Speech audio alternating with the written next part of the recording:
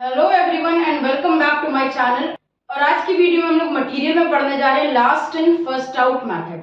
Last video में हम लोगों ने फीफो यानी first in first out method पढ़ा था। अगर वीडियो नहीं देखी है तो लिंक डिस्क्रिप्शन में मिल जाएगा, जरूर देखिएगा। आज हम लोग लीफो मेथड होता क्या है ये समझते हैं और उसके बाद लीफो मेथड से स्टोर लेजर किस तरह से प्रिपेयर किया जाता है ये समझते हैं। तो चलिए वीडियो स्टार्ट करते हैं।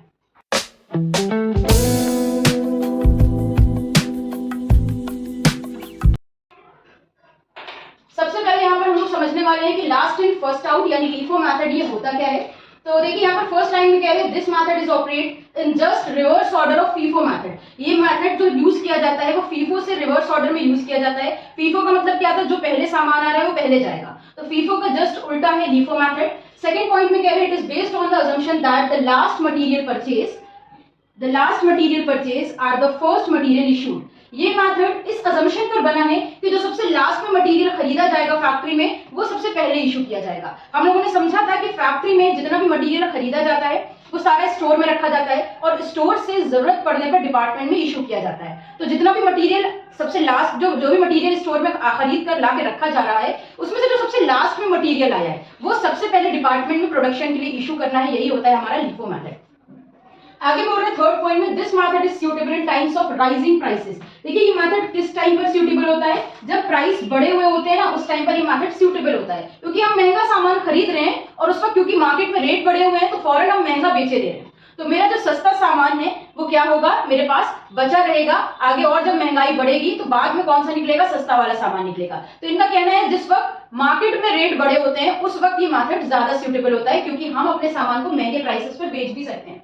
फोर्थ पॉइंट में कह रहे हैं this method was introduced in USA. ये मेथड सबसे पहले कहां इंट्रोड्यूस किया गया था, यूएसए में इंट्रोड्यूस किया गया था during the Second World War to get advantages of rising prices. Second World War के टाइम पर क्या था, हर चीज की प्राइस बहुत ज्यादा बढ़ गई थी, तो इसे सबसे पहले यूएसए के अंदर सेकंड वर्ल्ड वॉर के टाइम पर यूज किया गया था ताकि हम उन बढ़े हुए प्राइसेस का फायदा उठा सकें। उसके बाद से जब भी प्राइस बढ़ जाता है तो बहुत सारी फैक्ट्रीज लीफो मेथड यूज करने लगती हैं, बट जो बेस्ट मेथड है, मोस्ट सूटेबल मेथड माना जाता है वो फीफो मेथड को माना जाता है। तो लीफो मेथड तो हम लोगों ने समझ लिया। अब इसका क्वेश्चन करते हैं, देखते हैं कि लीफो मेथड से स्टोर लेजर अकाउंट किस तरह से आपने प्रिपेयर करना है। तो अब हम लोग स्टोर लेजर प्रिपेयर करते हैं लीफो मेथड से।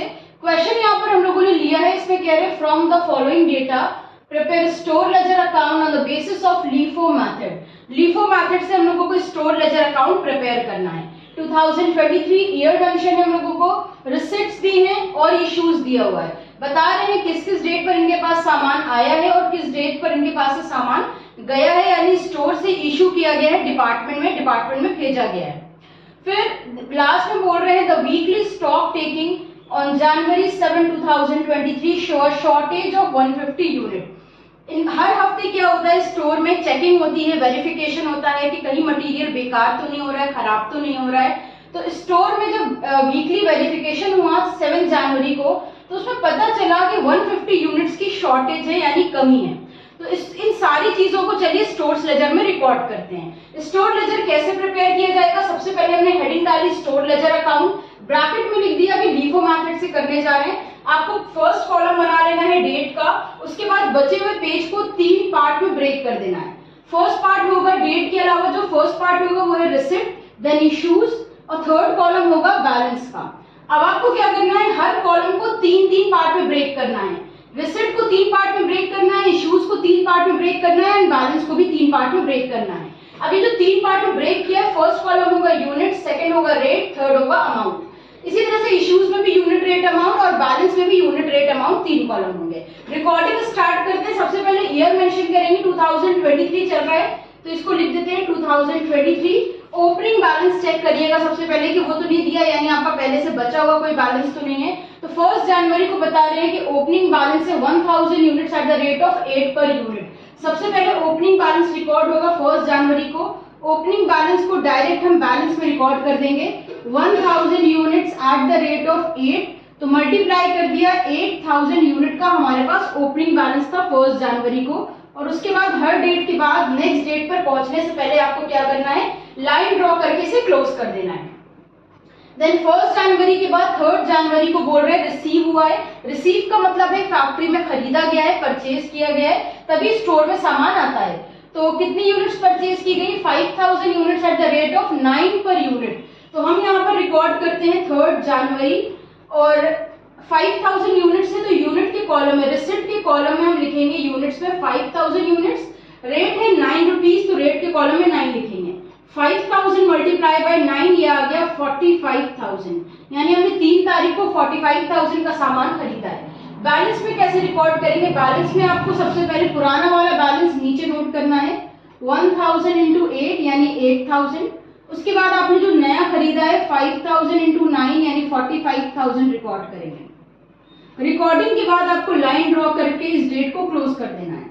अब देखते हैं 3 जनवरी के बाद कौन सी डेट आ रही है। तो 3 जनवरी के बाद इश्यूज में 4 जनवरी आ रहा है और हम 3000 यूनिट्स इशू कर रहे हैं। तो अब ध्यान रखिएगा इशू करते टाइम हम LIFO मेथड यूज कर रहे हैं।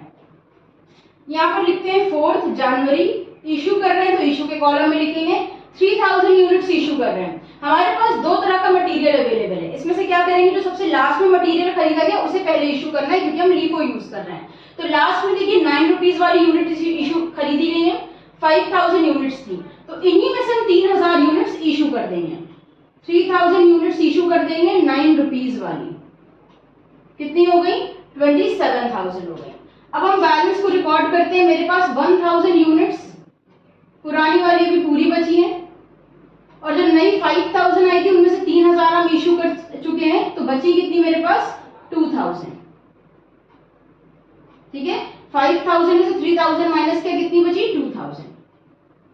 तो बस LIFO में इतना सा ध्यान रखना है कि जो सबसे लास्ट में मटेरियल आया उसी को पहले आपको इशू करना है। 4 जनवरी की रिकॉर्डिंग हो गई है। 4 जनवरी के बाद देखिए यहाँ पर 6 जनवरी आ रही है। 6 को हम लोगों ने 2000 यूनिट्स इशू किए हैं, तो यहाँ पर हम इशू करते हैं 6 जनवरी 2000 यूनिट्स हमें इशू करना है। देखिए हमारे पास 2 तरह का मटेरियल अवेलेबल है। पुरानी पहले आई थी 1000, फिर आई थी 2000, तो जो लेटेस्ट आई थी हम उसे इशू करेंगे। इस 2000 को ये 9 रुपीज वाली हम इशू कर देंगे 18,000। अब हमारे पास बैलेंस कितना बचा? 2 तरह का मटेरियल था। 2000 वाली तो हमने पूरी इशू कर दी, मेरे पास 1000 यूनिट्स बची हैं 8 रुपीज वाली, ये हो गई 8000 की। 6 जनवरी के बाद फिर 7 जनवरी को कह रहे हैं कि इनका जब फिजिकल स्टॉक वेरिफिकेशन हुआ, हर हफ्ते जो स्टॉक चेक होता है स्टोर में, उसमें 7 जनवरी को पता चला कि इनके स्टोर में 150 यूनिट्स की शॉर्टेज है। तो शॉर्टेज को कैसे रिकॉर्ड करेंगे? डेट लिखेंगे शॉर्टेज की और इशू के कॉलम में जैसे आप इशू करते हैं सेम वैसे रिकॉर्ड करेंगे। तो क्योंकि मेरे पास एक ही टाइप की यूनिट यहाँ पर अवेलेबल है तो हम उसी को इशू कर देंगे। 150 यूनिट्स 8 रुपीज के हिसाब से ये आ जाएगा 1200। माइनस करते हैं 1000 में से 150 हमारी शॉर्टेज हो गई। अभी मेरे पास कितनी है? 850, 8 रुपीज वाली है। 8000 में से 1200 माइनस कर दो या 850 में 8 का मल्टीप्लाई कर दो, सेम आंसर आ जाएगा। 6800 रुपीज का मटेरियल अभी भी मेरे पास अवेलेबल है। 7 जनवरी के बाद फिर 12 जनवरी को हम लोग 3000 यूनिट्स परचेज कर रहे हैं 10 रुपए के हिसाब से। तो यहाँ पर हम 12 जनवरी रिकॉर्ड करेंगे। रिसीव हो रहा है तो रिसिप्ट के कॉलम में लिखेंगे 3000 यूनिट्स 10 रुपीज वाली, ये हो गई 30,000। बैलेंस रिकॉर्ड करते हैं। ऊपर वाली यूनिट्स को पहले यहाँ नीचे नोट करेंगे। 850 इंटू 8 6800 हो गया।